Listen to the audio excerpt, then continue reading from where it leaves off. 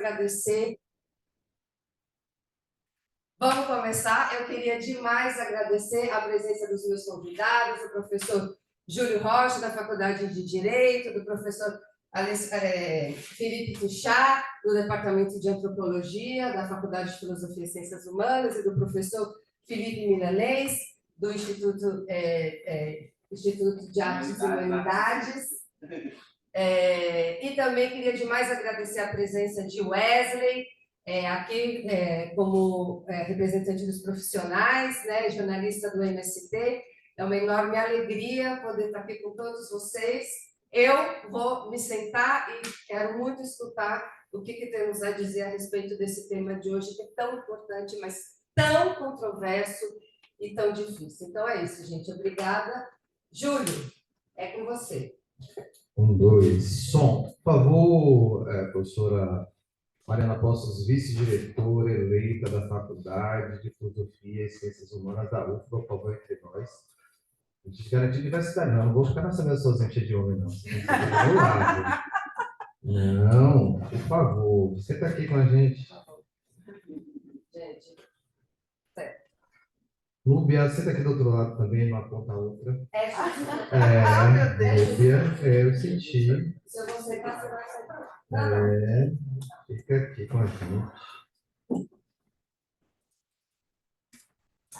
Primeiro, agradecer o convite formulado. A professora Mariana Costas é uma grande companheira de batalha, de universidade, de projeto, concepção.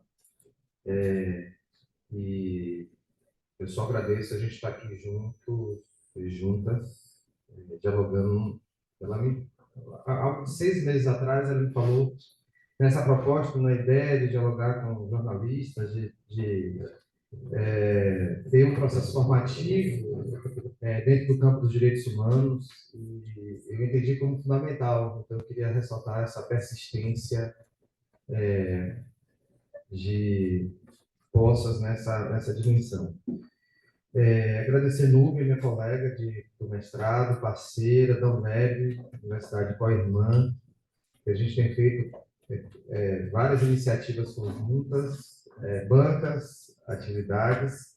Agradecer aqui ao lado do Felipe Tuchá, professor, doutor da Faculdade de Filosofia e Ciências Humanas, da Antropologia, né? Eu, depois de velho, eu fui fazer Ciências Sociais, não tive a oportunidade de ser aluno de Felipe, mas fui aluno de Mariana Postos, né? Eu peguei uma disciplina com ela. Aprendi tudo de direitos humanos, tudo. Fiz até sobre a MOI, que ela introduziu. Fiz um artigo recente, publicado na revista, e citei Poças como uma referência de diálogo para superar uma visão normativa de direitos humanos. É isso, professor? É isso. Pronto.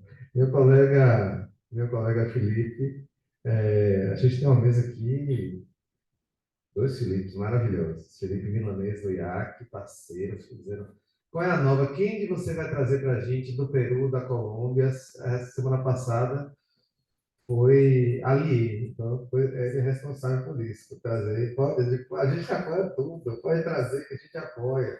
De onde venha, que a gente está junto. Então, tanto o Felipe Milanês, que é do IAC, como o Felipe Tuchá, vou agradecer. Milanês tem uma inflexão do direito, eu vou revelar que ele tem uma formação jurídica, ele às vezes formação jurídica, tem uma OAB, mas é a pessoa também no campo da ecologia política, né? Faz esse diálogo, Núbia, no campo da sociologia, no campo da segurança pública, da questão racial, da interseccionalidade. Então, a gente está numa mesa que se complementa com a presença do Wesley Oliveira Lima, jornalista dos Trabalhadores e Trabalhadoras Rurais Sem Terra, aqui presente. Nessa mesa, que é um diálogo 4, disputas por terra, território e territorialidade. Vocês que estão nos acompanhando de forma síncrona, eu não sabia o que era isso, viu, gente? Eu vou revelar. Há 1 ano e meio atrás, antes da pandemia, eu não sabia o que era a sincronicidade. A sincronicidade era uma coisa muito complicada para mim. Mas, assim, acho que é um desafio muito grande formativo. Em homenagem aos meus estudantes de África, Badiara está aqui. Um beijo, um abraço também. Então, o tema, eu acho que é um tema extremamente relevante, e revela uma dimensão. Eu vou ser rápido, eu conversei com a minha coordenadora, vice-diretora eleita da Faculdade de Filosofia e Ciências Humanas, votei, ó, para todo mundo, ó, votei na chapa 1, viu? Não é porque ganhou, não, mas votei. Mas me pergunta, o que você vai votar? Já tá, eu declarei voto já. E ela me conduziu, viu, até a entrada da urna, fui o primeiro a votar na minha turma. Dizer que a gente. O tema das disputas por terra, território e territorialidade aparece porque a gente tem uma alta concentração fundiária. Nós temos disputas históricas que envolvem os povos originários, e essa alta concentração fundiária ela provoca uma guerra no campo e o assassinato de lideranças indígenas, quilombolas, caiçaras, geraizeiros, fundo e feixe de pasto. Então, acho que é uma dimensão, como introduzindo essa mesa, por que ela é importante para o jornalista e para a jornalista? Aí eu tenho uma jornalista, Lilian, beijinho, viu? Minha amada jornalista, sendo do ofício e da complexidade do jornalismo. Por que esse tema é tão importante para jornalistas? Primeiro, porque se a gente tem uma alta concentração fundiária, se a gente tem conflitos no campo, nós não temos só conflitos no campo, nós temos assassinatos de lideranças. O Brasil é um dos países que mais mata lideranças de direitos humanos. E eu disse isso essa semana em conversa com o Ministério do Desenvolvimento Agrário, o Ministério de Direitos Humanos, que nos propôs uma tarefa, uma dupla tarefa. Essa semana e a semana passada, nós vamos fazer um processo de formação com crianças e adolescentes. E o que isso tem a ver com tudo? Porque também corpos negros tombam, corpos indígenas tombam, crianças e adolescentes têm vidas interrompidas nesse país. Esse é um tema sério, importante. Então, o tema é um tema relevante para o jornalismo, porque é um tema que talvez a grande mídia não trabalhe, mas as mortes acontecem, os homicídios, as execuções acontecem, né? Então, eu acho que é muito relevante para vocês que estão nos escutando, porque falar de direitos humanos, eu vi outro dia um livro organizado por direitos humanos, muito interessante, com uma pessoa relevantíssima aí no meio dos direitos humanos, mas era um livro, uma linha falando sobre a questão racial, sobre a questão. E eu fiquei incomodado, né? Sem falar da perspectiva indígena, sem falar das mulheres, eu não posso falar também de direitos humanos sem falar.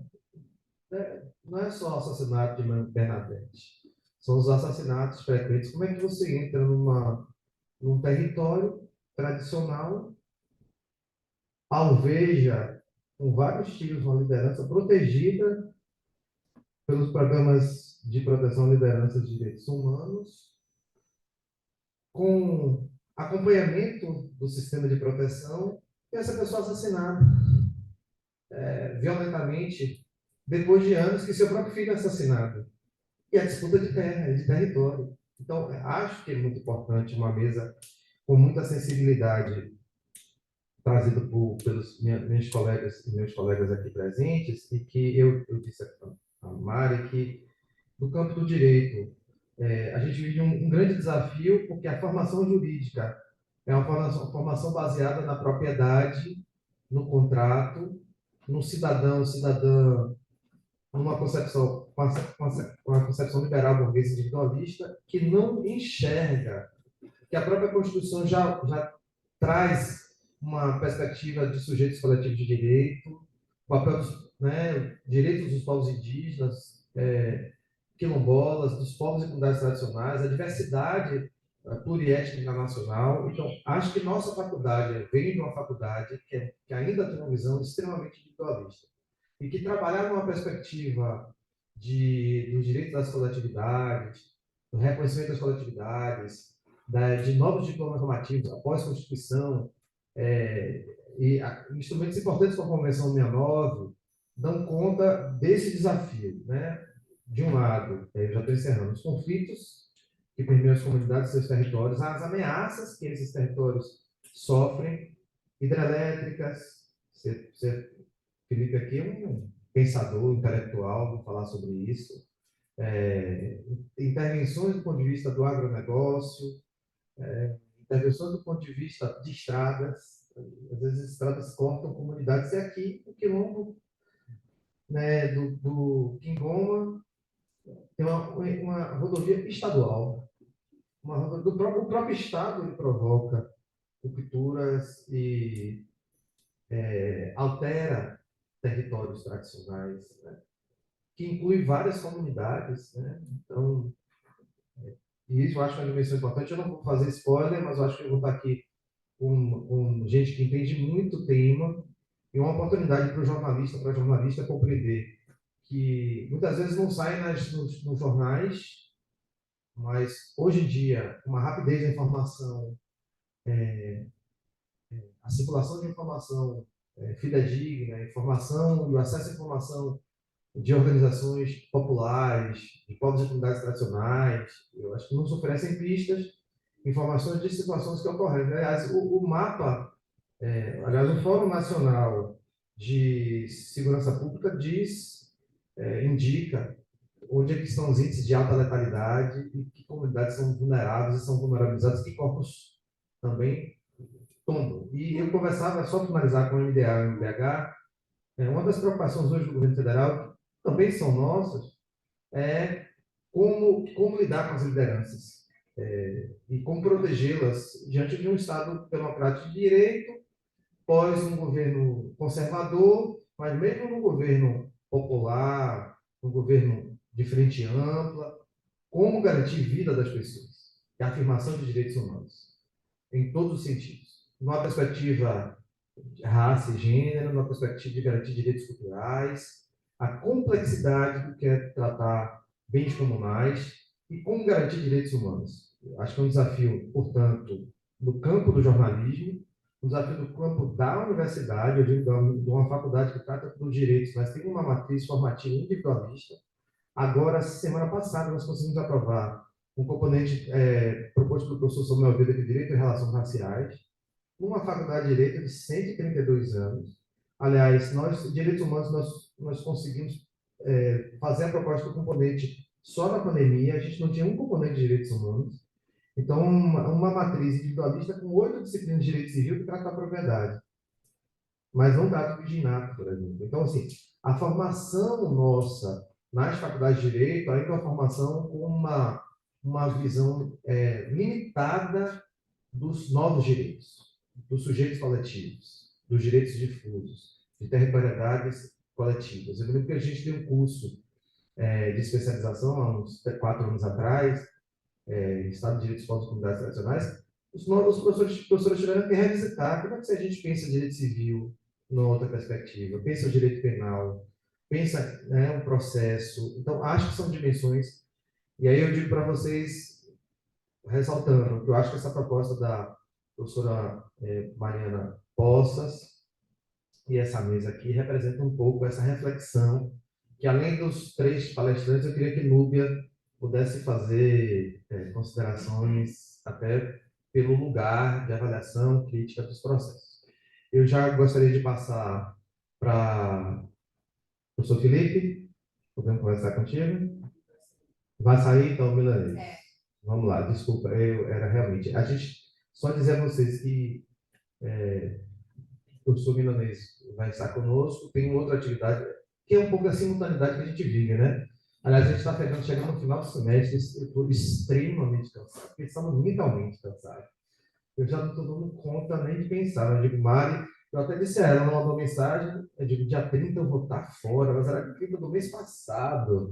Não, dia 30 eu estou aqui, porque eu vou para a COP dia 6, que é outra dimensão climática também, que pega essa questão climática, só para antes de passar para o planeta, atinge comunidades de forma distinta. Quem são os vulneráveis das mudanças climáticas? Alguns só vão sofrer mais do que outros nesse processo e outras. Né? Então, eu sou milanês. Obrigado, viu? Pela presença de vocês todos nessa mesa plural. Certo? Ah. Obrigado. Oi. Oi. Oi. Passa aquele microfone solto. Alô? aqui, ó. Não? Pode fazer. Pode fazer. Obrigado pelo convite, Mário. Parabéns pela organização desse evento tão importante. Né? Toda a sequência, todos os temas tratados nas mesas anteriores, gênero, violência da ditadura, e hoje terra, territorialidades e direitos humanos. Queria agradecer ao Júlio e todos os colegas da mesa, presenciais e virtuais.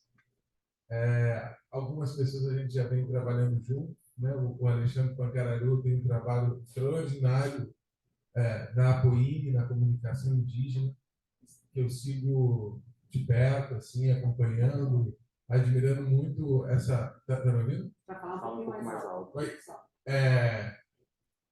Esse trabalho da mídia indígena lutando para visibilizar as violências que acontecem nos territórios, né? Isso faz poucos anos que começou a aparecer. Eu acho que 2015, 2016, quando começou a ter uma projeção maior, tinha algumas iniciativas antes da Rádio Iandê, alguma que começa aqui na Bahia também, Tideuá, mas é muito recente. Inclusive a APOIME, o Alexandre Pancararu e os comunicadores Pancararu foram fundamentais para expor o primeiro ataque do bolsonarismo. Quando na eleição do Bolsonaro, o território, no dia da eleição, né, o território Pancararu foi invadido num ataque com características genocida, que já indicava o que ia acontecer nos anos seguintes, quando queimaram a escola e o posto de saúde e ameaçaram de morte diversas lideranças. A comunicação indígena ali do território foi fundamental para expor esse processo.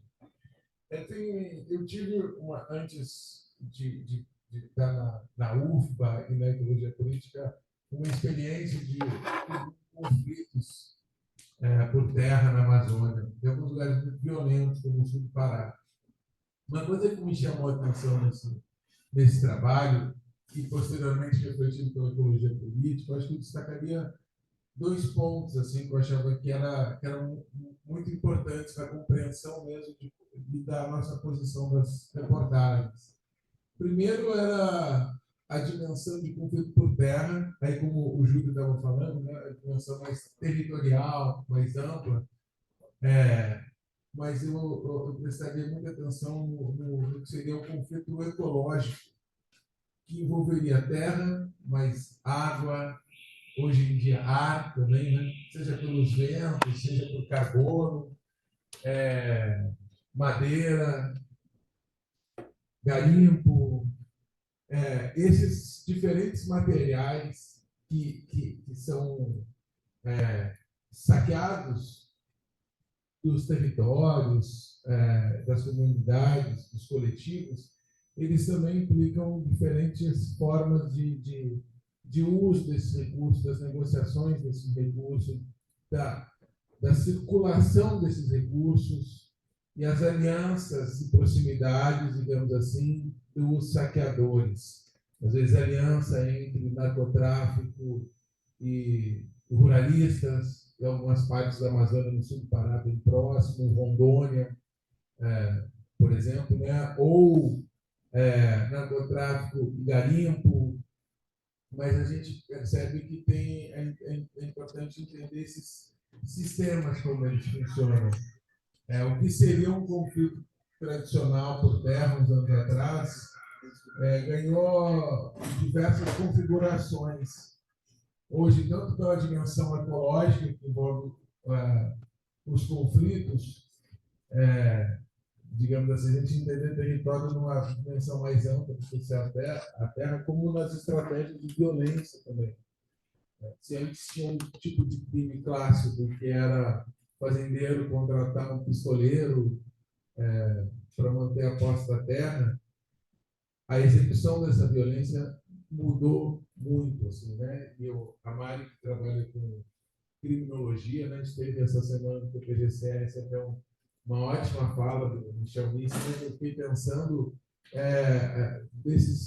na dimensão que mudou o uso da violência, as pessoas que passam a praticar a violência. E aí isso entra numa dimensão da perspectiva sistêmica que eu aprendi na ecologia política e que me ajudou muito a trabalhar com conflitos por terra, porque era passar, então, a entender aquele executor material da violência nos conflitos e no sistema.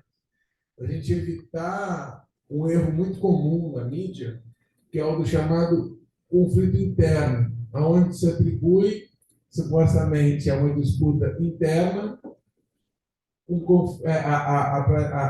os atos de violência, quando a situação, na verdade, é muito maior. Seja, por exemplo, uns anos atrás teve um assassinato de uma liderança guajajara. Aí parecia que isso saiu na mídia que era um conflito interno, porque uma outra pessoa indígena teria executado esse indígena, né? Uma das lideranças. E essa abordagem silenciava e apagava a dimensão dos madeireiros atuando na região. Era um conflito por madeira, na verdade, sabe? Isso é muito comum também entre conflitos em assentamento, em quilombo, ameaças de morte que eles vêm por dentro. E muitas vezes a cobertura na mídia ela acaba centralizando numa disputa interpessoal de quem é o executor e não atentando para a dimensão maior do conflito que deu causa àquela tragédia da morte. Isso é um ponto a ser destacado e uma outra perspectiva que seria ver essas lideranças também como defensores ambientais no sentido amplo, não individual, mas no sentido coletivo.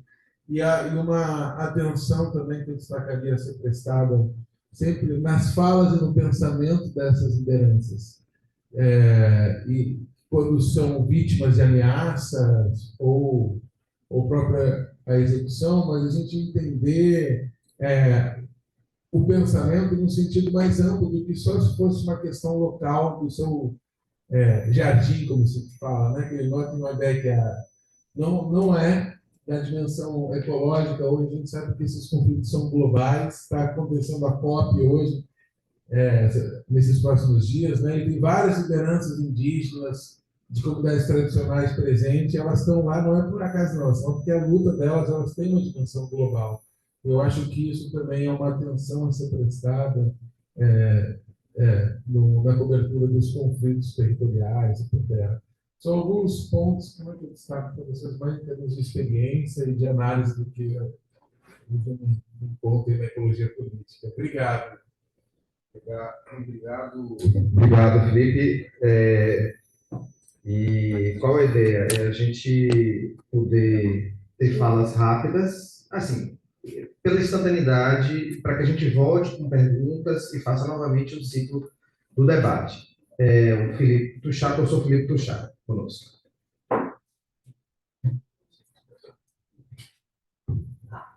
Oi. Bom dia.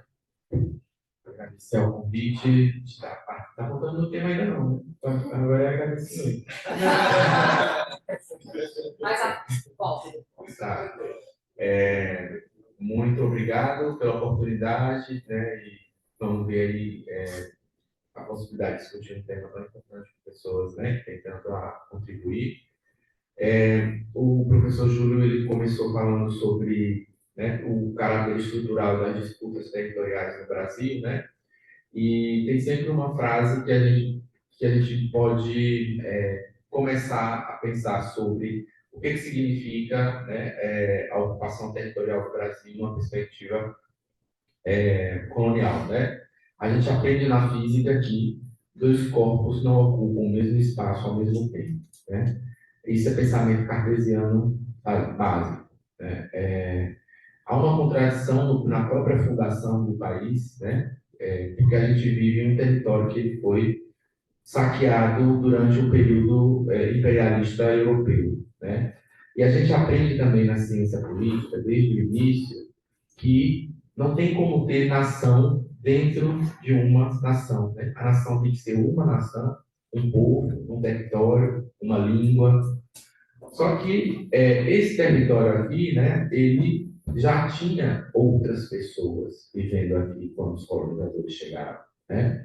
Então, quando a gente fala de disputa territorial, a gente remonta a essa ocupação, que é uma ocupação irregular, né, uma ocupação totalmente desigual e uma ocupação que é feita, né, é um país que é construído em cima de território de outras nações. Então, é óbvio, né, que uma vez que não houve uma política adequada de demarcação territorial em mais de 5 séculos, o problema fundiário se torna um problema estrutural, né? E ele se torna um problema estrutural porque falar em colonização é falar de roubo de terra, né? E essa é a matriz desse território, né? É aqui que ele é construído, as cidades, os prédios que a gente transita cotidianamente, são prédios construídos em território indígena. Não há dúvida quanto a isso. Então, é muito curioso que as pessoas tenham uma ideia, quando se trata de povos indígenas, há uma deturpação do senso comum de que há direito demais, né? Que povos indígenas têm direito demais, né? Que indígenas têm muito direito, e uma torção muito sagaz da mídia hegemônica. E é muito curioso geralmente, quando você pergunta para mim, quando que os povos indígenas aparecem na televisão, né? Na televisão hegemônica. Então, tem um documentário que a pessoa fala, geralmente eles aparecem, estão sempre reivindicando alguma coisa, né? E, há um tempo atrás, acho que menos hoje, sempre aparecem invadindo algum lugar, né? Os povos indígenas invadiram uma fazenda, os povos indígenas invadiram a sede da FUNAI. Essa é a palavra geralmente utilizada. Então, de como que de vítima de uma invasão colonial, a gente se torna os invasores de territórios nessa narrativa, né? De onde que vem essa torção disso, né? E aí, né, se a gente fosse pegar uma história, olhar para essa história, né, e tentar entender de onde saem certas noções, né, e como que uma noção como tem muito direito para isso, tem muito direito, é muito direito para pouca gente, né, qual é a realidade concreta quando a gente se afasta da superfície dos estereótipos e do senso comum, né? Em 1988, com a declaração da promulgação da Constituição de 88, o Estado brasileiro toma para si a responsabilidade da demarcação dos territórios indígenas, né? Ele diz que é obrigação do Estado identificar e demarcar esses territórios, né? Em 88 havia uma estimativa de que em 5 anos esses territórios fossem todos demarcados, né? Isso significaria dizer que ali em 93, né, a gente teria esse processo finalizado. A situação hoje está longe de estar finalizada, né? O rito demarcatório, ele pode ser contestado em todas as etapas.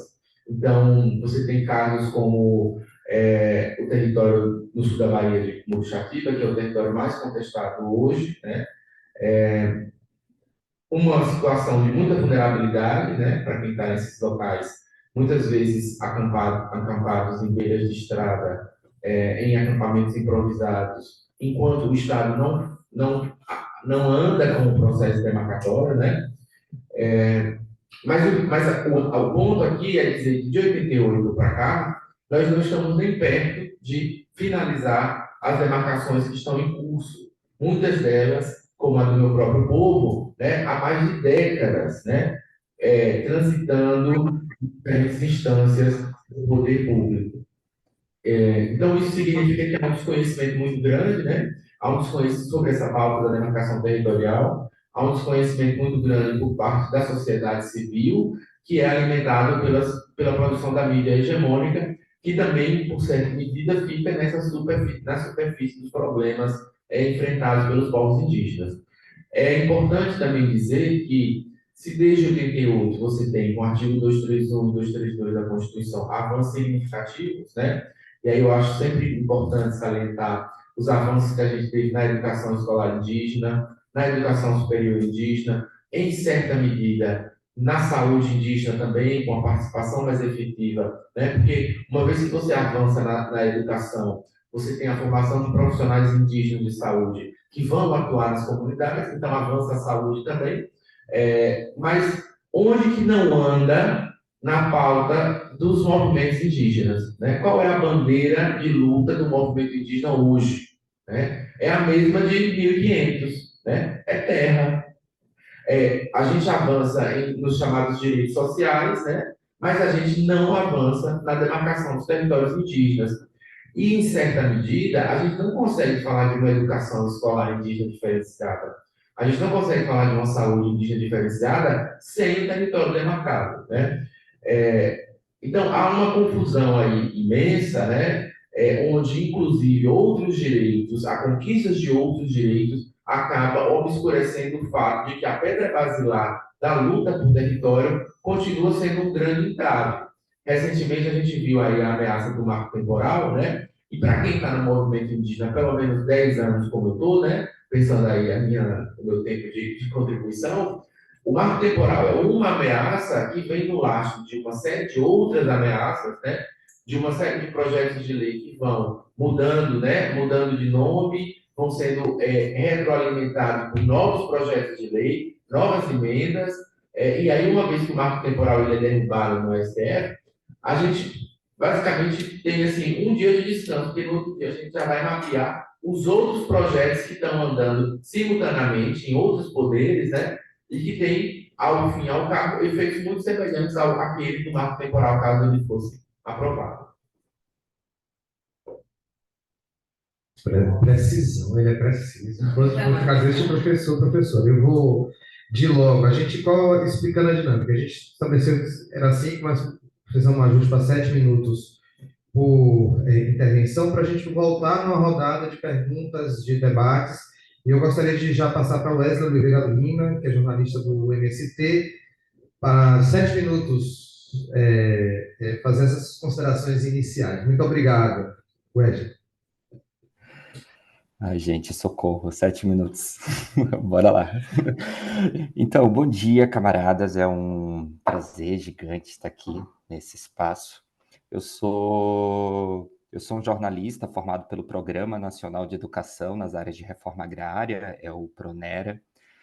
O PRONERA, a partir da demanda, né, dos movimentos e organizações populares do campo, das florestas e das águas, articulou a construção de uma primeira turma de comunicadores e comunicadoras de assentamentos, de comunidades quilombolas, indígenas, para formar seus próprios jornalistas, né? E construir processos de comunicação territorial, mas também conectando essa dimensão aos processos da luta mais ampla. Então, eu participei dessa primeira turma de jornalistas e a ideia é que venham novos jornalistas aí vinculados aos nossos territórios de luta e de resistência para poder debater a comunicação de maneira mais ampla, nos posicionando aí no ponto de vista da luta política e outros temas que são tão pertinentes para os movimentos e organizações populares atualmente, né? Então, eu fiquei com muitas dúvidas sobre que caminho seguir aqui nessa fala, mas a princípio, talvez eu queria fazer uma primeira dimensão de talvez destacar os elementos básicos que constituem, né, os processos de comunicação que a gente tem construído no MST, e talvez a partir disso a gente ir olhando para essa esfera mais ampla que envolve a dimensão dos direitos humanos. De maneira mais geral, camaradas, o Movimento dos Trabalhadores Rurais Sem Terra é um movimento camponês, tem se articulado ali nos processos da luta política em defesa da terra, da reforma agrária e da transformação social desde 1984, a partir dos processos de organização camponesa e de luta pela terra no sul do país, né?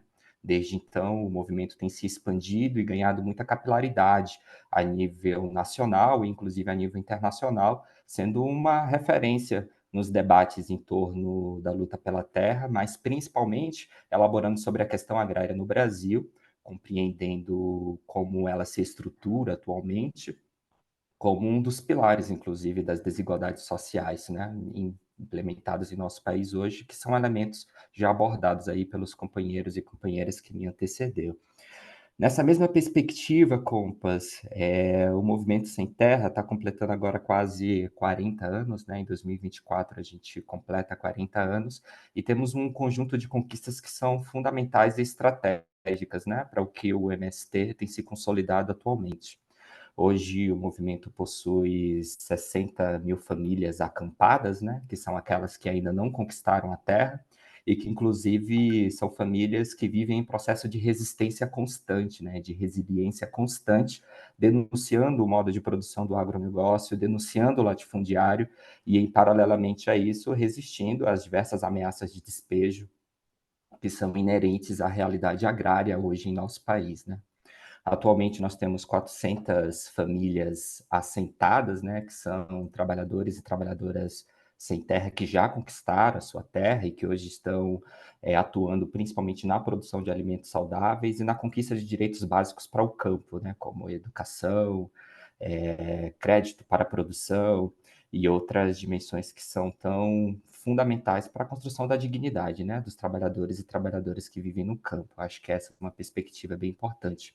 Mas junto com esses dois elementos que constituem, né, os processos de organização dos nossos territórios e da base social onde o MST está inserido, talvez destacar que outras conquistas elas também são fundamentais nesse marco, né, como as cooperativas, as escolas, os centros de formação, as ações que o nosso movimento tem conseguido construir e etc. Eu acho que tudo isso são expressões assim do que a gente tem conseguido posicionar no âmbito da luta política. E no ponto de vista da comunicação é fundamental entender que a comunicação de um movimento social, ela acaba sendo expressão da luta política construída por esse movimento, ou seja, ela é expressão da estratégia dessa organização. Se, do ponto de vista dos objetivos gerais do movimento, a luta pela terra, pela reforma agrária e pela transformação social está na centralidade dos debates e do nosso, o que nós chamamos no MST de fazimento, que é essa junção entre teoria, prática e análise da realidade, é fundamental a gente pensar que a comunicação ela precisa seguir essas linhas estratégicas e, a partir disso, ir construindo processos de comunicação popular, como Cecília Peruso tem analisado, né, a olhar para a realidade latino-americana e as experiências de rádio que a gente tem conseguido construir enquanto classe trabalhadora em nosso continente. Então, essa perspectiva de olhar para a comunicação popular como um eixo que centraliza a construção da comunicação num movimento social como o MST é fundamental para a gente pensar quais são os espaços de resistência, de condução dessa comunicação e de ações concretas que são possíveis serem desenvolvidas. O fundamental, talvez, para esse elemento é compreender também os nossos inimigos. O Movimento Sem Terra é um movimento que nasce no bojo da luta de classes, atuando concretamente contra o agronegócio, contra o latifundiário, que hoje é uma grande potência econômica, política, atuando também nos grandes veículos de comunicação. Então, entender essa esfera de organização dos nossos inimigos é fundamental para a gente pensar quais são as ações centrais a serem construídas. E eu acho que um elemento importante é a gente não posicionar isso, talvez, no amplo mais macro, né, da luta política, mas, inclusive, visualizar isso nas miudezas, nas territorialidades, aonde isso se estrutura e se organiza, né? Então, não é muito difícil da gente perceber como que os latifundiários organizados nos interiores eles estão intimamente conectados com o poder político local, estão conectados com os veículos de comunicação local. Então, tudo isso faz parte de uma esfera, né, de um processo de articulação e de estruturação para a manutenção da ordem, né, da forma de produção e da garantia de uma hegemonia do modelo de produção do agronegócio. Então, entender essa estrutura na atualidade é fundamental para a gente pensar que ferramentas a gente vai construir no ponto de vista da comunicação para potencializar os processos de resistência e de luta construídos pelo movimento. Finalizando esse primeiro momento da minha fala, eu queria só chamar a atenção para um elemento que talvez seja fundamental, que é a compreensão da tarefa que nós temos ao pensar a comunicação dentro de um movimento, de uma organização social. E para isso, a gente bebe muito das próprias experimentações de luta revolucionárias construídas no Brasil e também em outros lugares do mundo, né? Então, indo, por exemplo, para a Revolução Russa, olhando para o papel que o partido, que o jornal do Partido Comunista cumpriu naquele momento histórico, o Lenin e a própria Krupskaya elaboraram sobre isso, né? E no ponto de vista da luta política do MST, a gente tem trazido algumas sínteses para o nosso movimento. Uma delas é de compreender que a nossa comunicação, no atual estágio da luta de classes, e compreendendo como nosso inimigo tem atuado no campo, ela se estrutura em 3 pilares. O primeiro pilar é o da informação, pensar como que a gente se articula do ponto de vista técnico, político e estético para poder desenvolver um conjunto de ferramentas que informe tanto a nossa base social, mas que também dialogue com a sociedade. O segundo pilar é o da formação, que envolve a intencionalidade política que a gente quer imprimir na construção desses processos informacionais. E, por fim, o pilar da organização, entender a comunicação também como essa ferramenta que cumpre uma função estratégica na organização do povo para a construção de lutas. Então, entender essas 3 dimensões, né? Informar, formar e organizar, como sínteses que têm constituído o nosso fazimento. Tranquilo? Era esse primeiro momento. Obrigado. Excelente, preciso também nas combinações. Nubia, você quer falar alguma coisinha? Dá uma luzinha só para a gente. Antes de... falando da experiência da MEG. Por favor. Porque daqui a pouco eu vou fazer pergunta. Eu sei que vocês já tiveram orientação aqui na minha coordenação. Já abri o Zoom, estou vendo quem está online, que a gente vai ter perguntas rápidas e volta para a mesa para os próximos 5 minutos. Nubia, Ramos. Está ouvindo, gente? Tem que falar bem Bem próximo. próximo, chama Legal. 2. Está me ouvindo agora? Meu nome é Núbia Ramos, eu sou professora da UNEB e eu queria destacar uma coisa que o Felipe falou.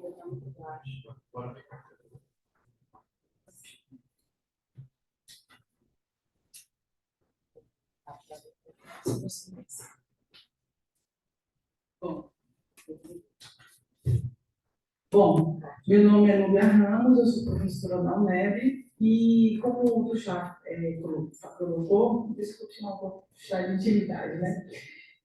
Eu queria destacar a questão que ele falou dos direitos sociais, né, e a contribuição da UNEB na formação, né, na formação tanto indígena quanto das populações que moram, né, no campo, e no campo no sentido bem político que a gente trabalha. Então, assim, a UNEB, e eu fui professora do primeiro curso aqui na Bahia da DSP, Pedagogia da Terra, em Bom Jesus da Lapa, eu era professora da UNEB lá, né, e a gente implementou o primeiro curso em nível superior, vinculado ao UNST, não era somente do UNST, mas eram as populações rurais. A gente tem essa experiência, também o PRONERA, por muitos anos a gente fez uma alfabetização no campo com o PRONERA e a gente tem licenciaturas indígenas agora, né, no município de Teixeira de Freitas, onde tem bastante conflito indígena, né, e também em Paulo Afonso. A gente tem as escolas indígenas. E nesse exato momento a gente está finalizando uma pesquisa financiada pelo governo do estado em relação às escolas do campo indígenas e quilombolas. A gente está fazendo um mapeamento dessas escolas, né, e a intenção é subsidiar a política pública para essas populações. Então, a gente está no final. Tem o pessoal em campo agora, inclusive, nas escolas quilombolas indígenas do Litoral Sul e do Baixo Sul, que a gente está fazendo uma pesquisa e a gente, além de subsidiar, obviamente, o governo do Estado, a gente também subsidia os movimentos sociais, que a gente tem vinculação, é uma demanda do Fórum dessa pesquisa, Fórum de Educação do Campo, e a gente está trabalhando nela. São 778 escolas nos 27 territórios de entidade da Bahia, são 385 municípios que a gente está visitando, está finalizando a pesquisa. Eu acho que é importante destacar, né, o papel da universidade também na luta desses povos. Eu acho que a UNEB tem essa dimensão, a gente trabalha muito, eu também eu tenho um projeto na Feira de Agroecologia, que a gente apoia, a UNEB apoia, junto com o CAIC Prefeito, que é um departamento da UNEB que trabalha com os cursos de agroecologia e educação do campo. Eu sou coordenadora da Feira Agroecológica da UNEB, que a gente apoia pequenos agricultores que vendem seus produtos lá, orgânicos, hoje, precisamente, lá na UNEB. Então, eu queria destacar, como o Tuxá falou, a importância disso, né, de a gente apoiar os movimentos sociais, mas também, né, na questão política. Nós tivemos lá no território a gente é chamado carinhosamente de Curumum, né, fizemos uma incursão, o sindicato da UNEB, professores da UNEB de Teixeira, de Salvador, a gente foi para lá para discutir um pouco essa questão e também apoiar os indígenas, né? Foi a denúncia dessa caravana que fez com que os indígenas pudessem votar livremente no segundo turno da eleição para presidente da República. Então, a gente está sempre vinculado a esses movimentos, eu acho que isso é importante, fortalece, né, naquilo que a gente se propõe, que tanto fortalecer a cidadania, mas também as lutas de resistência de todos os povos. Eu queria destacar isso com a universidade que eu faço parte, e também que eu faço parte na luta, porque eu trabalho na executiva do diagnóstico, né, e também dei aula e sou coordenadora da feira agroecológica lá na UNED.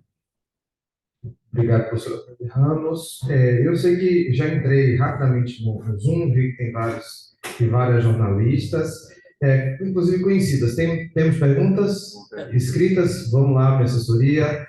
Saudar aqui, um abraço, Liliana Peixinho, jornalista, Murilo Bareta, da Sinjorba, gente antiga que eu conheço aqui, Fábio Costa Pinto, parabéns, viu? Gente boa.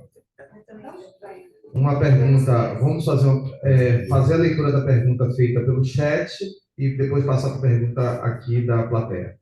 Duas perguntas aqui, por favor. Alô, alô. Pergunta do chat da Lilian Peixinho. Ela disse que ela não especificou para quem diretamente a pergunta, então está aberta para quem quiser responder. Foi nos anos 80 e 90 que, como jornalista, ela se dedicou ao desafio de pautar os direitos humanos com foco humanitário. Ela começou pela defesa da mudança do Código de Menores para a ECA, na época, e se estendeu para idosos, mulheres e os povos tradicionais. Em mais de 30 anos de atuação, o que ela observou são discursos que foram muito longe da prática. São diagnósticos lentos e direitos básicos, como acesso à água, que são negados em detrimento de um modelo econômico atrelado ao capital degradador e desumano. Então, ela pergunta como que faz para desvincular o conceito de direitos humanos de uma política que distancia pelo discurso a urgência das práticas que realmente garantem o direito de viver com dignidade. E, ciente das limitações da mídia corporativa, como que a mesa observa essas mídias e movimentos de comunicação independente que precisam de apoio para desenvolver essas atividades. Ótimo, então e a gente tem mais alguma escrita? Tem duas perguntas aqui da plateia. Se você puder falar aqui, só pode ser? Aqui, ó. Chegar pronto na Câmara. Bom dia. Bom dia a todas e todos. Queria fazer alguns comentários e algumas questões também para a mesa.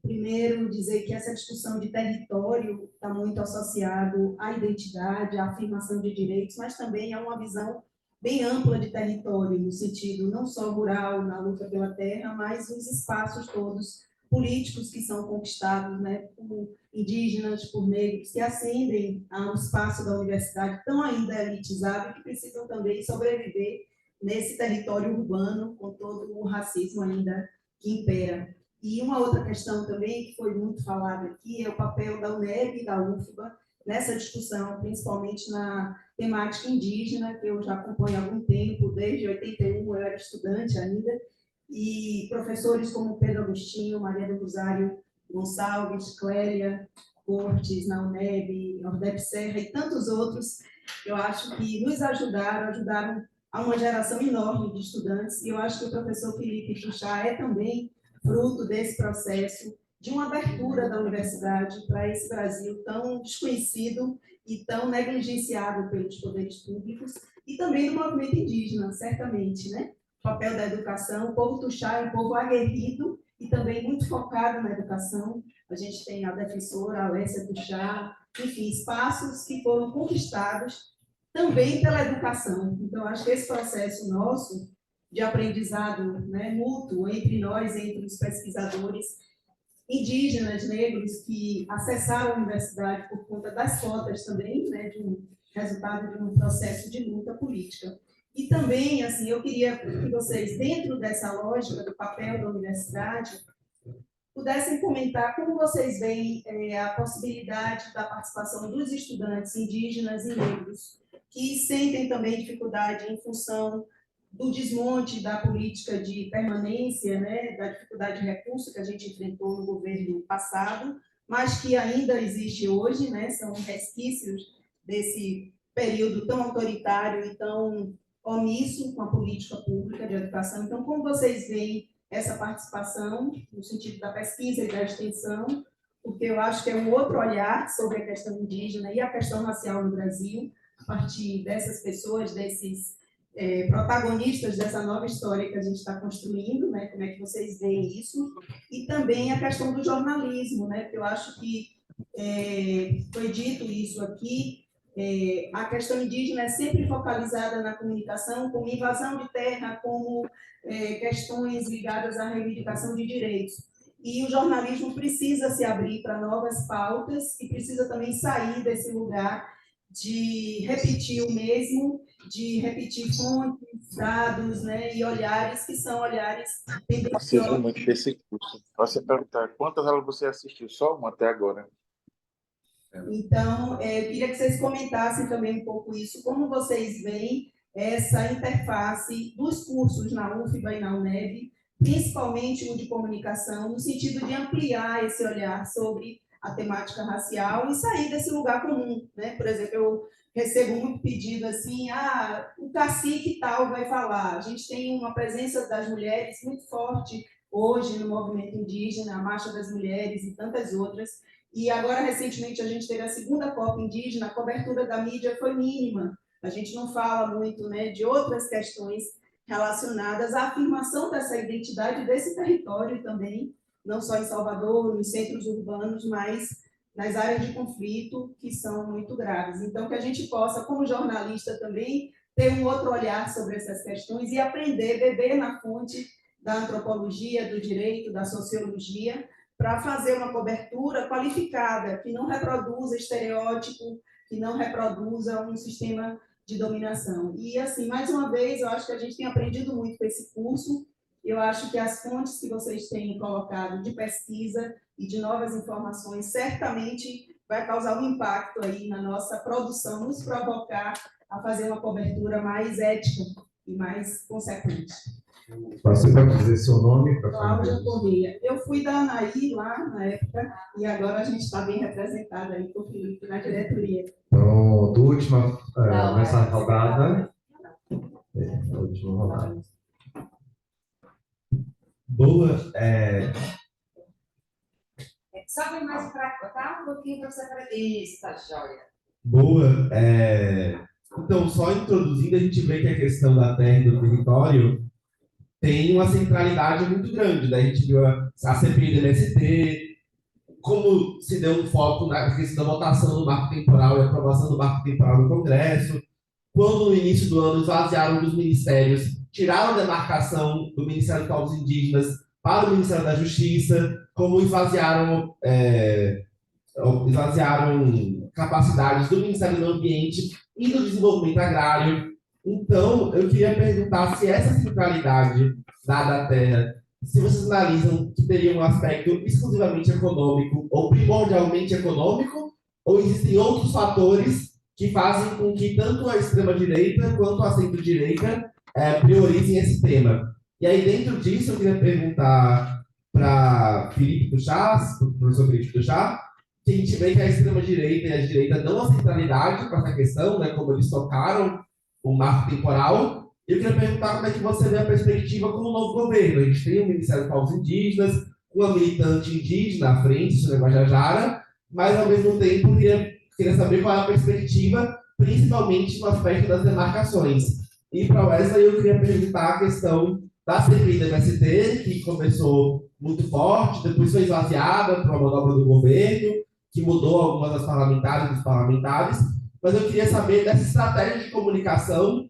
em relação à CPI do MST. Quais foram as estratégias construídas e dentro disso, como é que os parlamentares e a sociedade civil podem atuar? Porque a gente sabe, por exemplo, que os parlamentares mais populares nas redes tendem a ser os de direita e extrema-direita. Então, como é que se sintoniza a comunicação da luta por território com as novas mídias digitais e os métodos de viralização, perspectiva de algoritmo, etc. Então, são mais ou menos essas perguntas. Muito obrigado. Nós temos mais uma pergunta que a ser feita pelo Zoom e a gente passa para a mesa para as considerações e falas com prazo de 5 minutos de resposta.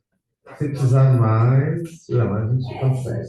A gente tem outra rodada. Vamos ter outra rodada. Pergunta? Não? Sim. É o Por favor. Fábio Costa. Fábio Costa. Por favor. Bom dia, todos me ouvem? Sim.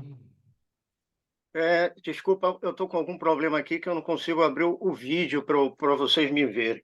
Eu quero saudar essa mesa maravilhosa e parabenizar a UFBA, essa linda faculdade resistente, e a parceria com o Sinjorba, a UNEB, ao professor Júlio Rocha, que eu tenho o prazer de estar ouvindo e aprendendo sempre. Aqui é o Fábio Costa Pinto, eu sou jornalista de profissão, membro do Conselho Deliberativo da Associação Brasileira de Imprensa. E hoje eu faço parte da Comissão de Direitos Humanos e Liberdade de Imprensa da nossa ABI Nacional. Eu vi a professora da UNEB falando sobre os indígenas, um momento importante que nós tivemos nas eleições de 2022, o qual eu fiz parte de uma caravana provocada pela UNEB, e qual eu ouvi um relato dos indígenas, entre muitos outros relatos e dificuldades aos direitos humanos daquele povo do território, e eu ficava pensando o que escrever ao meu retorno a Salvador. E eu não teria outra notícia para ajudar aquela comunidade de não fazer um artigo para fazer uma provocação ao governo do Estado, ao Tribunal Eleitoral, que povos indígenas no sul da Bahia, são impedidos de votar. Assim foi o nosso título.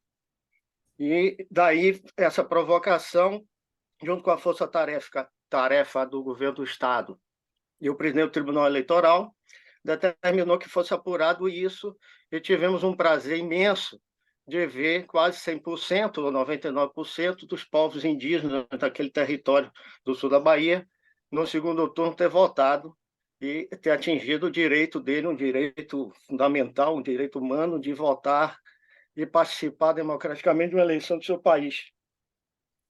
Bom, essa é uma consideração, eu quero agradecer mais uma vez e estou à disposição de todos. Muito obrigado.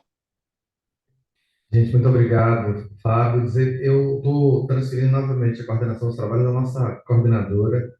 Eu vou ter uma atividade agora de entrega do título Mateus Aleluia, que é uma importante intelectual da área da cultura na Faculdade de Direito, mas eu não podia deixar de estar aqui e dizer que é muito importante. Eu vou estar no Zoom, para dizer que eu não vou sair.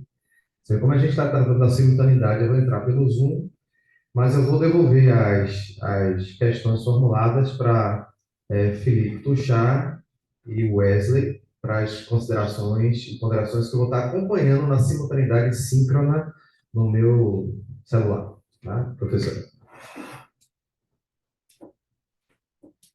Obrigada, Júlio. É muito legal poder contar com essa parceria da Faculdade de Direito. Faço votos que a Faculdade de Direito, a Faculdade de Filosofia, a Faculdade de Comunicação, o IAC, consigam trabalhar juntos, né, nessas discussões e lutas todas. Passo agora a palavra para o Felipe Tuchar. Use o tempo que você precisar e depois Wesley.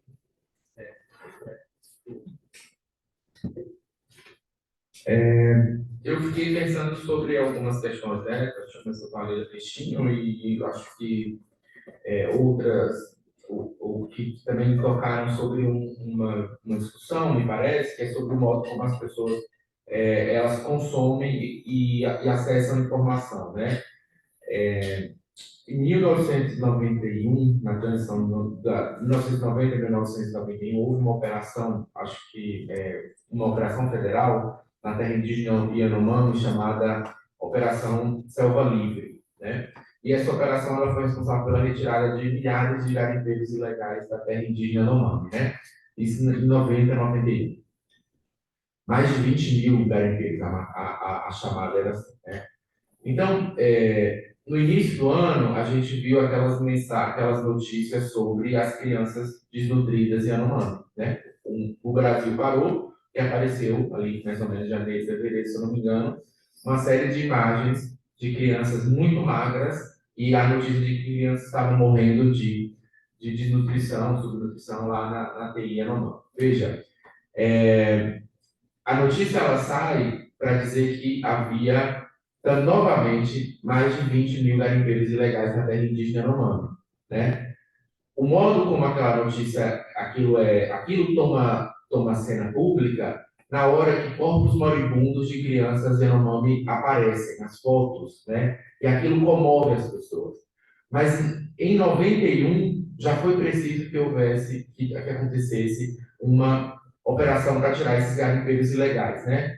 Então, há uma coisa que o modo como essas narrativas emergem na cena pública a partir da violência evidente de um corpo de uma criança que é sugada pelo maquinário de garimpo ilegal, pelo jovem que é assassinado no sul da Bahia, né? Mas para quem acompanha a mídia a respeito desses assuntos, né?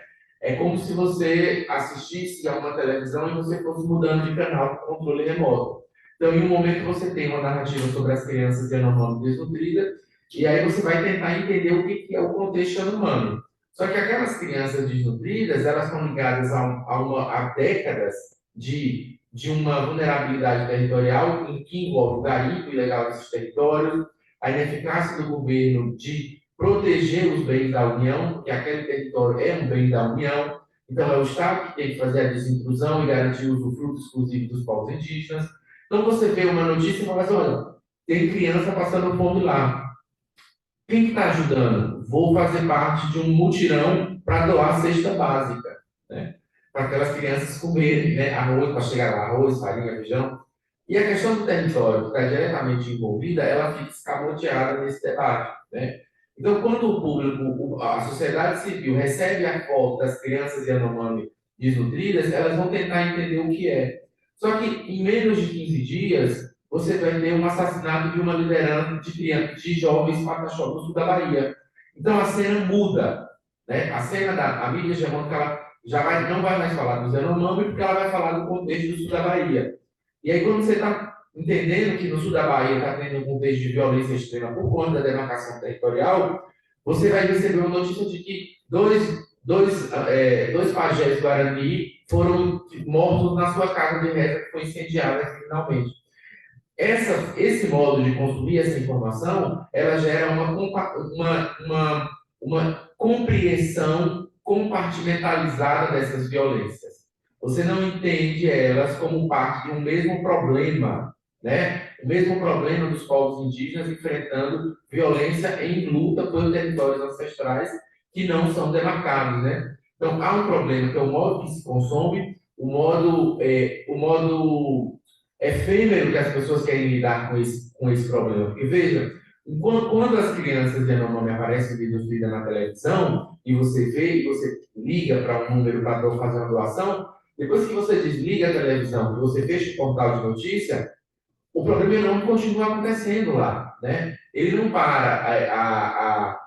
A violência contra o povo Yanomami não cessa no momento em que a mídia mudou o problema para falar sobre o que está acontecendo com os Guarani e Mato Grosso do Sul. O problema está lá, né? Naquele contexto. Então, eu acho que uma das questões que a gente precisa entender é o modo como o problema dos territórios em demarcação não é o problema do território Yanomami, não é o problema do território Guarani e não é o problema do sul da Bahia, né? Ele é um problema, ele precisa ser visto como uma articulação desses contextos, né? Que são contextos que estão interligados em uma teia longa de violência e de espoliação territorial, né? Do mesmo jeito, eu diria que isso também se reflete sobre um modo de produzir essas narrativas que elas refletem a própria ignorância que faz parte da sociedade civil como um todo. Uma ignorância sobre o contexto de vida dos povos indígenas, né? Então, uma sugestão para de fato, buscar produzir uma informação de qualidade, é você recorrer às organizações indígenas na hora de produção dessas informações, né? A gente tem, né, gente que está há muito tempo trabalhando com isso, e aqui, né, a colega Cláudia Corrêa nos falou sobre, por exemplo, a Associação Nacional Indigenista, a ANAI, do qual a gente faz parte, que tem décadas de atuação aqui na Bahia, e que tem pessoas que conhecem a fundo, né? E a gente tem as organizações dos movimentos indígenas. E às vezes a gente vê um tipo de informação descabida, que ela é fruto de um modo não responsável de produzir. Quantos de nós não foi acionado no dia 19 de abril, no Dia Internacional dos Povos Indígenas, naquele dia, para a produção de uma pauta que tem que sair naquele dia, e as pessoas falam assim, você tem como você me responder até meio-dia? É assim, é desse jeito. E aí, se você não fala assim, eu não posso, até porque eu me respeito, né, no sentido do trabalho que eu faço, aquela pauta vai ter que sair. Então, eles vão ter que encontrar alguém que vai poder falar. Então, vai passando para um, vai passando para outro, até chegar em alguém que vai topar falar nos últimos minutos do segundo tempo, né? E é lógico que isso são problemas que não dizem respeito às pessoas que estão querendo fazer um bom trabalho, né? Mas sim sobre a dinâmica de né? Eu não conheço muito do âmbito da produção, né, de comunicação, mas das repartições, do próprio tempo, modo de se consome isso. Mas é muito comum, gente, é muito comum. A gente recebe a ligação, fulano te indicou para dar uma entrevista sobre isso. Você tem disponibilidade? É para quando? Ah, é para hoje, é para amanhã, é para sair amanhã, né? E aí você... e aí isso diz sobre a prioridade desses assuntos, né? Sobre o modo como essas notícias são feitas, e o problema da questão do desconhecimento sobre a pauta territorial indígena, ela é um problema do desconhecimento. E desconhecimento você só combate com conhecimento bem feito, né? Então você às vezes faz... então acho que esse é um primeiro ponto para a gente pensar, né? Sobre esse modo que se consome isso, de como separado no tempo e no espaço, essas narrativas elas precisam ser vistas em continuidade, e para que elas sejam vistas em continuidade, o que tem a ver o que acontece no norte da Bahia com o que está acontecendo no sul da Bahia? É preciso que você tenha um conhecimento mais amplo da situação indígena e da situação fundiária. E como que a situação indígena ela está relacionada com a situação, com muitos problemas enfrentados pelo MST, por outros segmentos marginalizados no acesso à terra. Então, você tem um problema que é um problema estrutural e que a gente precisa, a gente combate em espaços como esse aqui, né? Pensando de forma acurada a respeito do que significa escrever e fazer coberturas com responsabilidade. Isso envolve muitas vezes, a gente fica sempre numa sinuca de bico, que isso é o que eu consigo fazer com o tempo que eu tenho, né? E às vezes a gente pensa, melhor do que não fazer é fazer desse jeito, né? Será que às vezes, quais são os efeitos de fazer coisas apressadas e que também vão ter um efeito de continuar certos pontos cegos do problema, né? Isso. Obrigada, Felipe. Adorei, me identifiquei demais com a questão da demanda de jornalistas de última hora, porque na área de segurança é exatamente assim, explode um caso e aí eu começo a receber um monte de pedidos para falar naquele dia, sendo que, né, a reflexão ela não é imediata, né? Ela não é a gente não é inteligência artificial. Justamente por isso que a gente funciona melhor, porque a gente tem que processar, refletir, relacionar, saber o que vai dizer, né? E é isso, o jornalista também tem que ter muito cuidado com como vai interpretar o que a gente vai dizer. Quando é tudo feito muito rápido, o conhecimento, ele não sai maduro. Isso é um dilema muito grande, eu tenho exatamente o mesmo dilema. É melhor falar, me manifestar, ou é melhor não falar para não tomar um risco de manifestar e continuar reproduzindo as mesmas coisas. Isso já aconteceu várias vezes comigo, né? Então, um dilema muito importante e que eu acho que diz respeito, na verdade, a todos os temas que a gente está discutindo aqui. Bom, Wesley, com você. É nóis, vamos lá. Acabei anotando aqui algumas coisinhas que eu acho que talvez sejam importantes para a gente ir pensando essa perspectiva de maneira mais ampla, assim, né? Eu acho que tem uma elaboração construída, inclusive, no marco aí da luta política, dos movimentos e organizações populares que têm atuado principalmente no campo brasileiro, que envolve o sentido de território, né? Eu acho que uma primeira afirmação é compreender que esses territórios estão em disputa. Então, no modo de produção do capital, a terra, olhando principalmente para a realidade brasileira, é um instrumento de disputa e ela é fruto de um processo histórico, né, que se inicia com a invasão. Então, eu acho que essa dimensão territorial, ela precisa estar posicionada dentro desse contexto. E, em paralelo a isso, é entender que o território é um espaço de produção e reprodução da vida.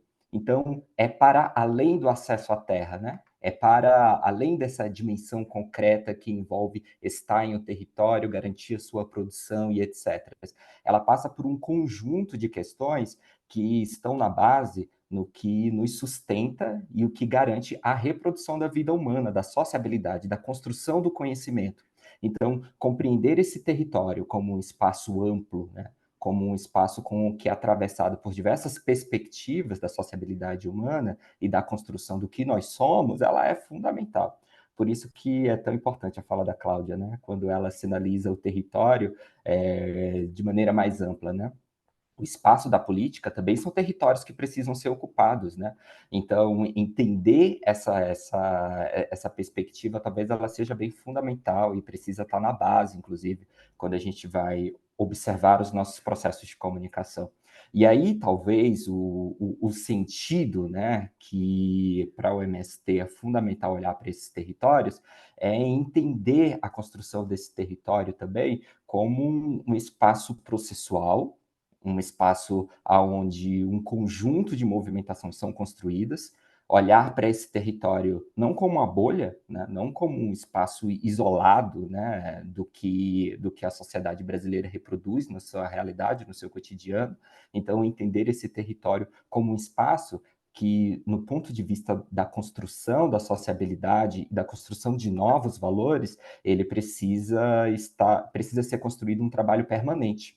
O movimento, inclusive, utiliza muito o termo do trabalho de base, né? E normalmente a gente associa muito o trabalho de base a essa relação de convocação, de chamamento, né? De envolvimento da sociedade em torno de processos de lutas, né? Porém, depois que os companheiros e companheiras acessam a terra, por exemplo, como uma conquista fundamental, não quer dizer que o trabalho de base se encerrou, né? Não quer dizer que a luta pela reforma agrária acabou por ali, pelo contrário, existe um processo constante aí de formação, de atuação coletiva, de construção do conhecimento, que é estratégico. Um exemplo para a gente, por exemplo, é a forma de produção do agronegócio, né? O agronegócio tem um modo de produção, e esse modo de produção ele tem se hegemonizado. E a gente precisa disputar, inclusive, com os agricultores, no ponto de vista da formação da consciência, a construção de uma nova forma de pensar a agricultura, uma nova forma de produzir alimento saudável, né? E para isso a gente tem desenvolvido muita coisa, né? Como a agroecologia, o debate da soberania alimentar e outras dimensões que são tão estratégicas para a gente olhar para a realidade camponesa hoje. Então, eu acho que essa é uma perspectiva importante, né? Mas aí, é claro, eu acho que indo para, a grosso modo, né? Entender o território como espaço onde se produz cultura, onde se produz comunicação, onde se produz conhecimento, onde se produz política. Eu acho que essa é uma dimensão estratégica para a gente, quando a gente olha para todas essas perspectivas que estão dadas no ponto de vista da análise, né? No ponto de vista do debate da universidade, eu acho que tem duas dimensões que eu considero bem importantes, assim, que também é fruto de um acúmulo. Primeiro, a gente precisa pintar as universidades de povo, né? A gente precisa que esse espaço ele seja preenchido pela participação popular e que a classe trabalhadora se veja ali, né? Eu acho que esse é um exercício importante. E aí, quais são os mecanismos Quais são as ferramentas que vamos construir no ponto de vista da luta política para garantir que o povo esteja na universidade? Eu acho que esse é um exercício, garantir um processo de produção de conhecimento comprometida com a classe trabalhadora, com a luta da classe trabalhadora, né? Eu acho que esse é um exercício importante.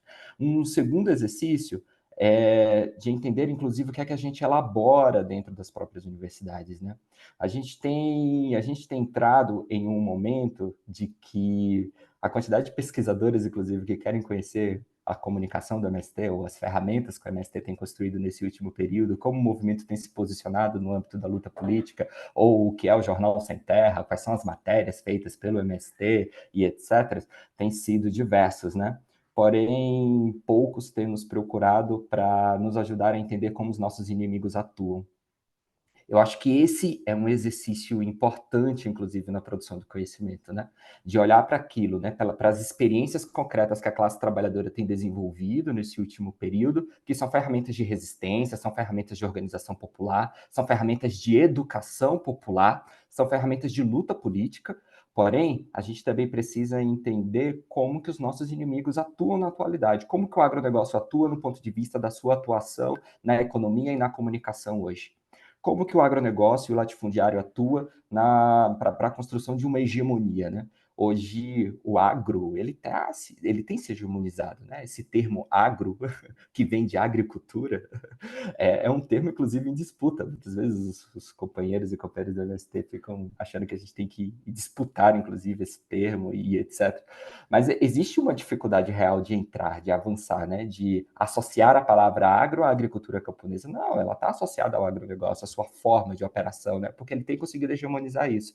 E isso tem atuado dentro de uma grande estrutura, dentro de uma grande indústria de comunicação e uma indústria cultural, né?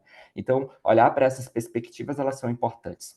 Então, desde a dimensão mais macro até a dimensão mais local. Eu acho que entender como a grande imprensa, a imprensa burguesa, entender como que esses setores de extrema direita têm atuado na atualidade a partir da comunicação é um exercício coletivo e é um desafio permanente, assim, a gente precisa compreender, principalmente em um momento de aceleramento da vida, né? Porque o avanço das tecnologias na informação tem nos posicionado neste lugar.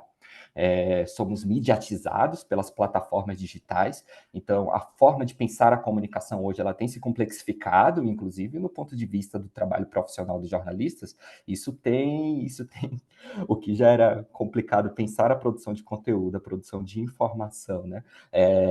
Já era um elemento difícil na apuração, no tempo e etc. Hoje tem se dificultado cada vez mais, né? A gente tem tido menos apuração porque a urgência é o que determina, né? O tempo de publicação é o que vai determinar. Então, eu acho que esse é um elemento interessante a gente ir visualizando, né? Que desafios nós temos, como que os nossos inimigos atuam dentro desse cenário, né? Como a tecnologia da informação tem construído novas formas de construção do acesso à informação, mas também de construção de socialização da vida, né? Da reprodução da vida. Então, eu acho que esse é um exercício interessante. Tentando fechar aqui sobre a CPI do MST, eu acho que um elemento que é interessante é que a gente já inicia, né, a CPI com um olhar apurado assim, sobre o que significa a CPI no atual momento político. Um primeiro elemento é que a CPI contra o MST, ela é uma guerra comunicacional, ela é uma guerra de narrativas, né? Então, esse é um elemento interessante. Eu não sei quantos aqui conseguiram acompanhar o cotidiano da CPI, é tanto que os principais elementos argumentativos e narrativos utilizados contra a luta pela terra, contra os processos organizados pelo movimento Sem Terra no Brasil hoje, se repetiram desde a primeira sessão até a última sessão. São bandidos, são invasores, quem financia e etc. Esse foi o mesmo discurso utilizado. E foi um espaço estratégico, inclusive, para os parlamentares da extrema-direita atuarem em sua rede de maneira mais específica, né? Tentando avançar, tentando crescer, tentando construir narrativas, né? E criminalizaram os processos de luta histórico construído pelo MST, mas não só, né? Eu acho que vale destacar que o que a CPI representa de maneira mais concreta, ela é mais ampla do que necessariamente a luta pela reforma agrária, né? Ela se posiciona nos conjuntos de lutas em defesa de territórios, olhando ao nível nacional, né?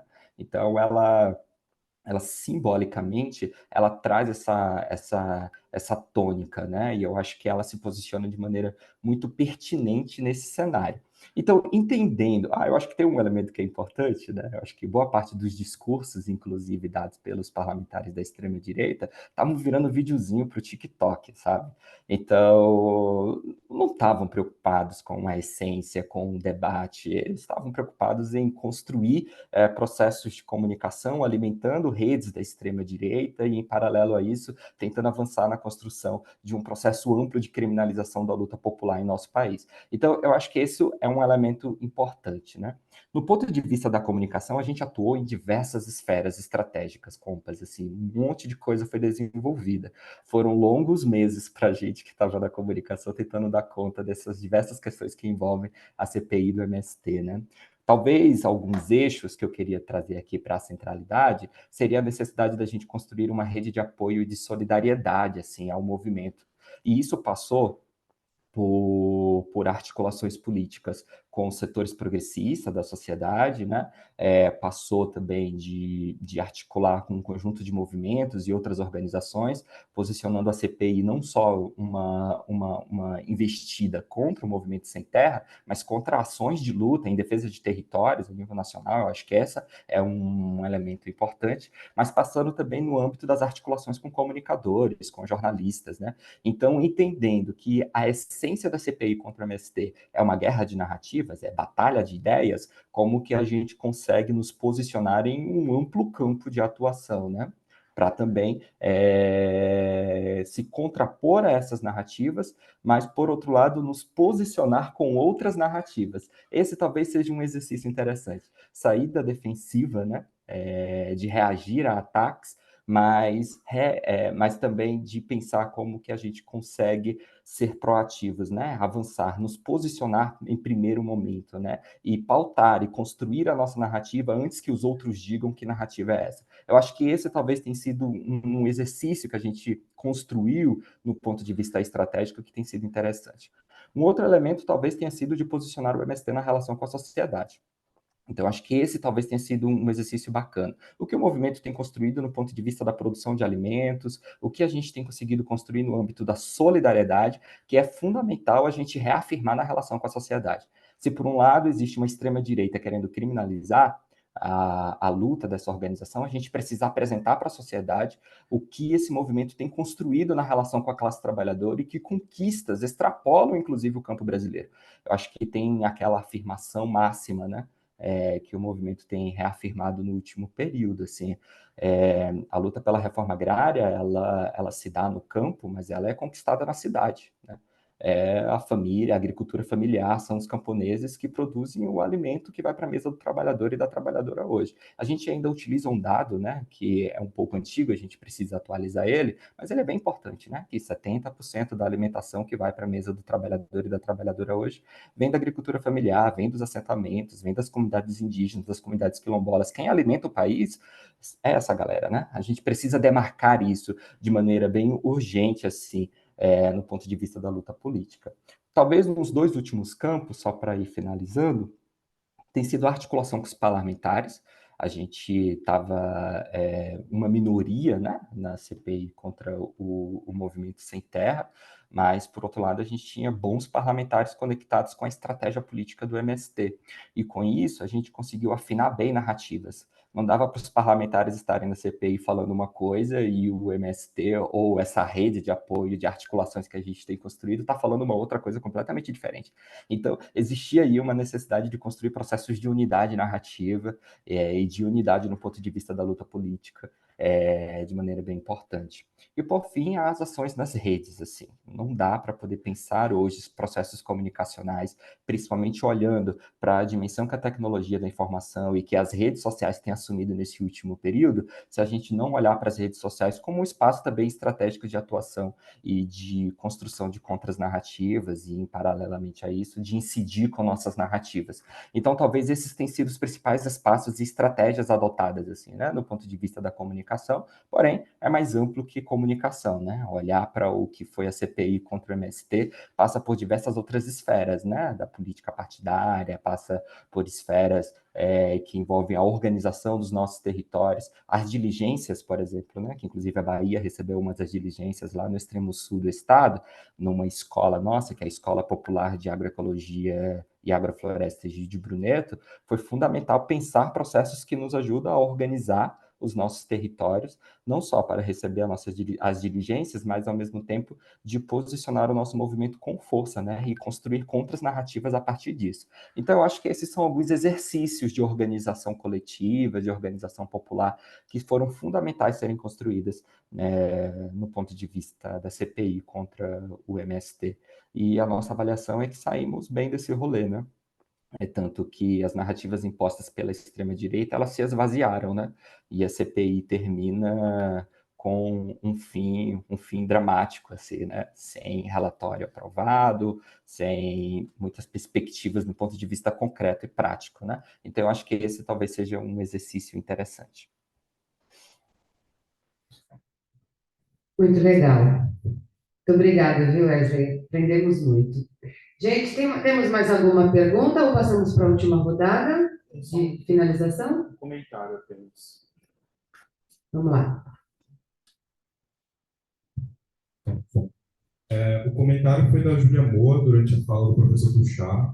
Ela falou que concordava com o que você falou e que na cidade de Dourados, lá no Mato Grosso do Sul, é onde está a centralidade do conflito que envolve os guaranis. E que lá há uma articulação com a universidade, que ela complementou depois, que é a Faculdade Intercultural de Indígena, mas ela não sabe atualmente como está a produção e a articulação dentro da própria instituição. Também. Vem aqui na... Sim.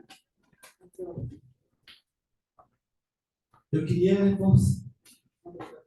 reforçar a pergunta para o professor Felipe Tuchá, da perspectiva ali de governo federal, assim, o que você analisa em termos de políticas, não só do, enfim, recém-fundado Ministério dos Povos Indígenas, mas também da política do governo federal, dessas áreas que você falou, da saúde indígena, da educação indígena, mas principalmente da demarcação. Como é que você vê a articulação política do governo federal na temática dos direitos indígenas?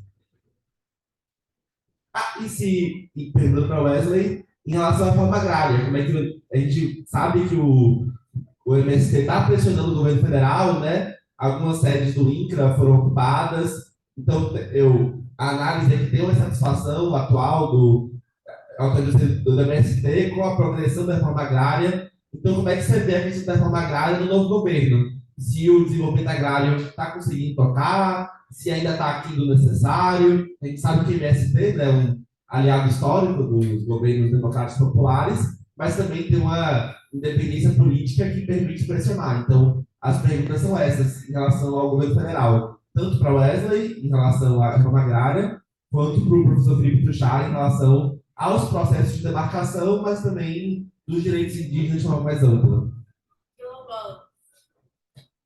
Sim, também. Quilombolas também. Joia. Obrigada, Flávio. Obrigada, Luísa. Obrigada, Júlia.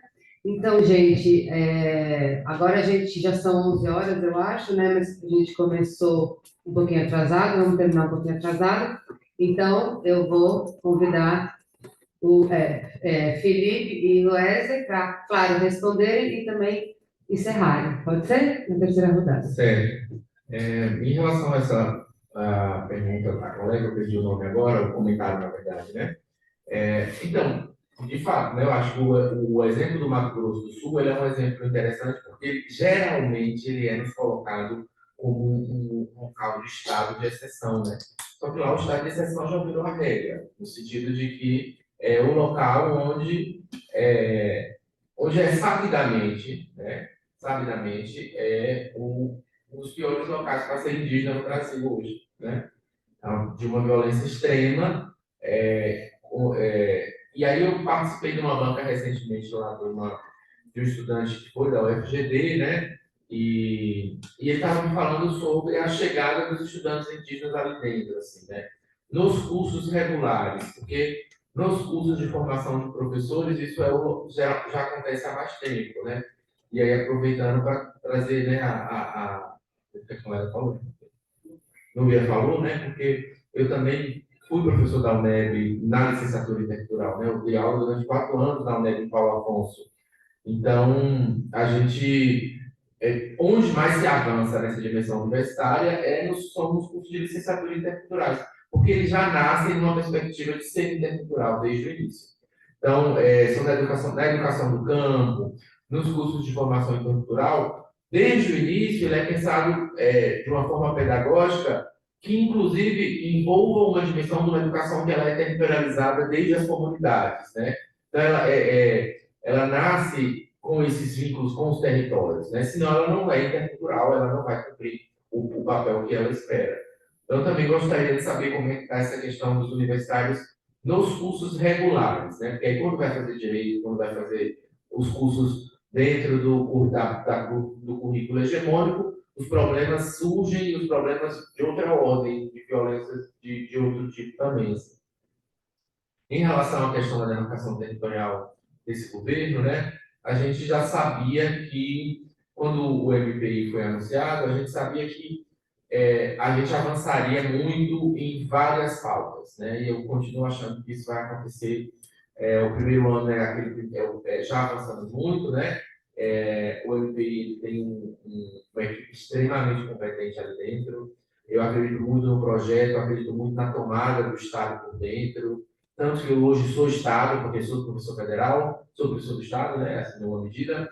Então, eu acho que é a primeira vez que nós, um dia, estamos com uma certa inserção dessa máquina estatal de uma outra forma com a criação desse ministério.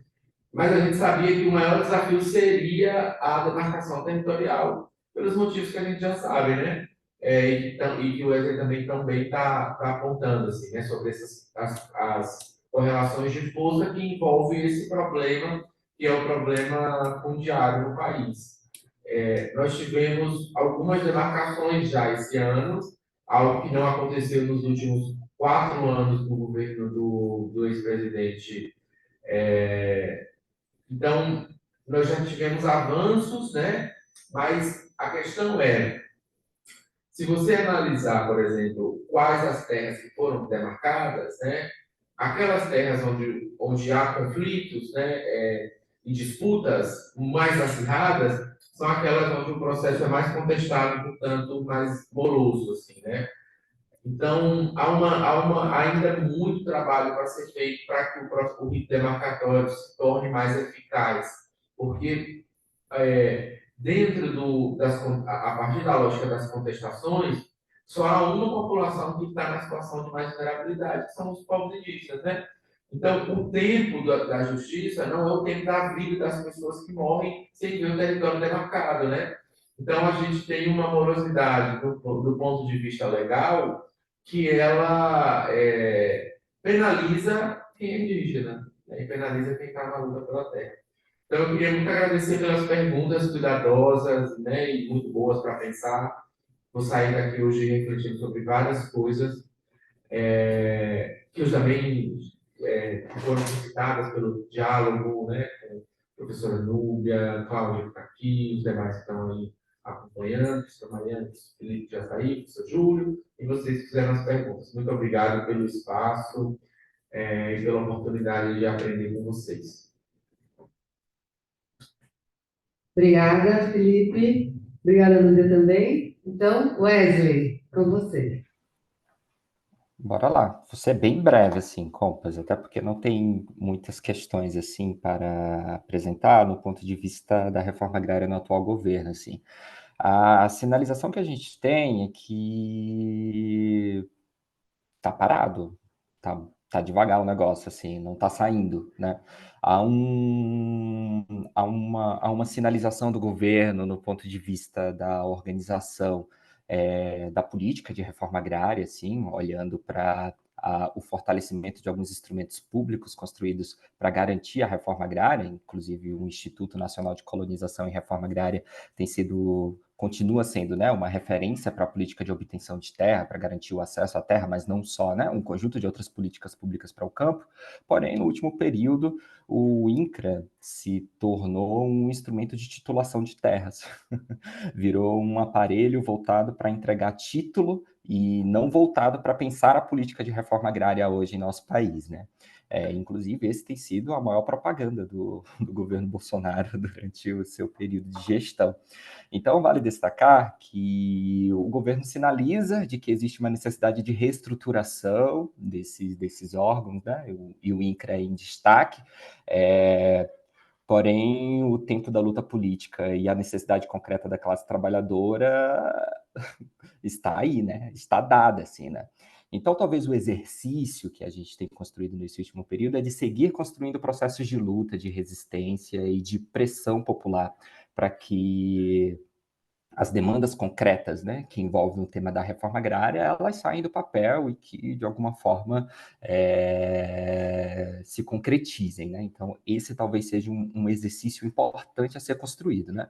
O movimento possui um calendário de jornadas de luta todos os anos, né? Então, boa parte de nós aqui já acompanha um pouco isso, seja no março, seja no abril, e outras datas que são um marco aí, né, para os processos de luta construído pelos trabalhadores e trabalhadoras no Brasil. E a ideia é que a gente siga construindo ferramentas de pressão. Então, a ocupação de terra como uma ferramenta primordial, né, para garantir o acesso a ela, ela precisa continuar existindo. Então, esse é um exercício a ser construído. E, principalmente agora no marco dos 40 anos do MST, há uma sinalização de que é fundamental a gente retomar a perspectiva da luta de massas em nosso país. E a retomada da luta de massas, ela é um instrumento fundamental para que a gente consiga avançar em conquistas concretas para o povo brasileiro, né? Então, esse talvez seja um exercício interessante a ser pensado e ser construído enquanto desafio aí para o próximo período. Para ter luta de massas, é preciso também construir uma comunicação de massas. Então, é fundamental a gente ir olhando, né, para esses desafios que envolvem a construção de processos, né, de lutas e de mobilizações populares em nosso país, em defesa de um conjunto de bandeiras, né, entre elas a reforma agrária. No ponto de vista do Ministério, assim, de Desenvolvimento Agrário, há uma avaliação muito negativa, assim, da nossa organização, né, em torno da atuação do próprio ministro e, em paralelo a isso, a própria política orçamentária desenvolvida para garantir ações que atuem concretamente no campo brasileiro. Então, há uma necessidade real de seguir construindo ferramentas de pressão. Então, esse é o exercício dado, né? É uma conquista importante ter espaços dentro da estrutura do Estado, aonde a gente consiga estabelecer ferramentas de diálogo e construir ferramentas de diálogo, porém é na rua que as coisas se efetivam, assim. Então, isso está dado para a gente e é fundamental a gente seguir esse princípio básico do movimento, que é de fazer ocupação, que é de fazer luta, que é de organizar o povo e defender a reforma agrária. Por outro lado, compas, a gente também precisa medir bem esse processo, porque a extrema-direita, né, ela segue fortalecida em nosso país. A gente ainda tem um Congresso Nacional onde o agronegócio é uma das bancadas mais poderosas, né, dentro do Congresso e tem se articulado com outras bancadas. Então, o neofascismo não é um elemento do passado, é um elemento do presente. Ele permanece. E a sinalização na Argentina, por exemplo, né, com a vitória de um candidato da extrema-direita, também nos deixa em alerta sobre essa ascensão da extrema-direita na América Latina. Então, nós temos que fazer dois exercícios que precisam ser bem calculados. O de seguir construindo luta, pressionando para garantir conquistas concretas para o povo brasileiro, porém, é necessário também defender o governo. Então, como que a gente administra isso no ponto de vista da luta política? É uma equação que está dada para o MST hoje e que a gente precisa pensar de maneira concreta ferramentas e instrumentos que possibilitem, né, seguir nos diálogos, seguir nas pressões, garantir conquistas, acumular forças, mas, em paralelamente a isso, seguir enfrentando a extrema-direita e o neofascismo em nosso país. Então, esse é um exercício da luta política, da luta de classes e da correlação de força que está dada na atualidade. Nós precisamos compreendê-la e, a partir disso, pensar como que a gente vai construindo estratégias de atuação de maneira muito concreta. Então, esse talvez seja um grande desafio dado para a gente nesse período histórico, e que o conjunto da classe trabalhadora tem se debruçado nisso, mas o nosso objetivo central é pensar como que acumulamos força a partir desse governo, né? Então, esse é um exercício coletivo que precisa ser construído e que, no ponto de vista das ações concretas em torno da reforma agrária, a gente ainda tem muita coisa que precisa ser construída, não dá para seguir com uma reforma agrária paralisada em nosso país, porém os desafios são grandes e os processos de organização popular são fundamentais para a gente seguir avançando. Então era isso, agradecer também muito pelo convite, pelo espaço. Eu sou um baiano, morando em São Paulo, já tenho uns 6 aninhos, estou cheio de saudade da minha terra, vocês não fazem nem ideia. E é um prazer gigante estar construindo esse espaço de diálogo com vocês e, com certeza, o setor de comunicação do MST, que é o espaço em que eu tenho uma minha militância construída dentro desse movimento, agradece muito o convite e dizer que estamos aqui de portas abertas para seguir construindo novos espaços de diálogo e de construção coletiva. Obrigado, viu, Compass?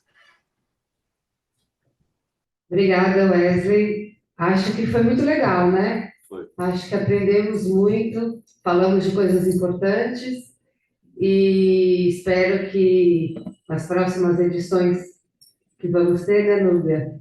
Felipe, os 2 Filipes, Júlio, Wesley e Alexandre Pancararu, que infelizmente não pôde participar hoje, porque não conseguiu o acesso à internet, que está no Rio de Janeiro, mas faço votos também que numa próxima edição todos vocês participem de novo, porque eu tenho certeza que esse assunto ainda vai precisar muito ser debatido por muitos e muitos anos. Queria lembrar, para quem está acompanhando o curso, que na semana que vem é nosso último encontro. Semana que vem a gente vai discutir religião e intolerância, né? Também nesse mesmo modelo, com professores, pesquisadores e profissionais do jornalismo que atuam na área. E é isso, dizer que tem sido uma experiência muito legal e eu acho que a gente vai conseguir construir um material para deixar no YouTube e, se tudo der certo, também para publicar sobre esses temas difíceis de direitos humanos e um pouco que a gente conseguiu avançar nesses, o pouco e o muito que a gente conseguiu avançar nesses dias de debate. Obrigada aos monitores de hoje e é isso, até semana que vem.